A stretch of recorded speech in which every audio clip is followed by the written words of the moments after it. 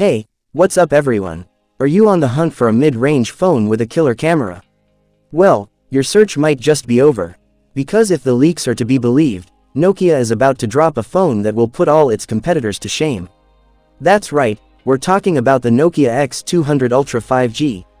Leaks claim it's packing a mind-blowing 300-megapixel DSLR-like camera, and a massive 8700mAh battery.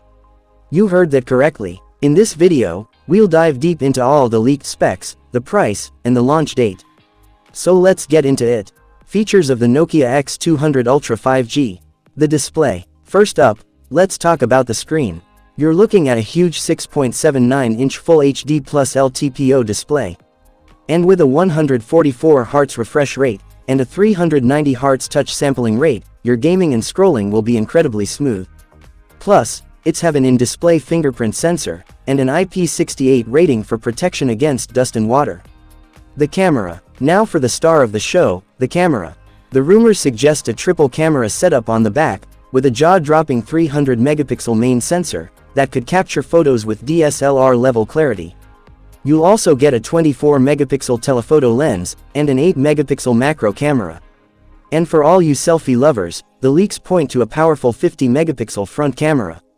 Performance. Under the hood, this phone is said to be powered by the Snapdragon 8 Elite processor, making every task lightning fast.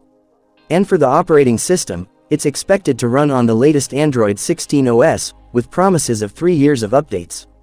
Battery and blazing fast charging. When it comes to battery, Nokia supposedly left no stone unturned. Leaks suggest a massive 8700mAh battery, that could easily last a full day and then some.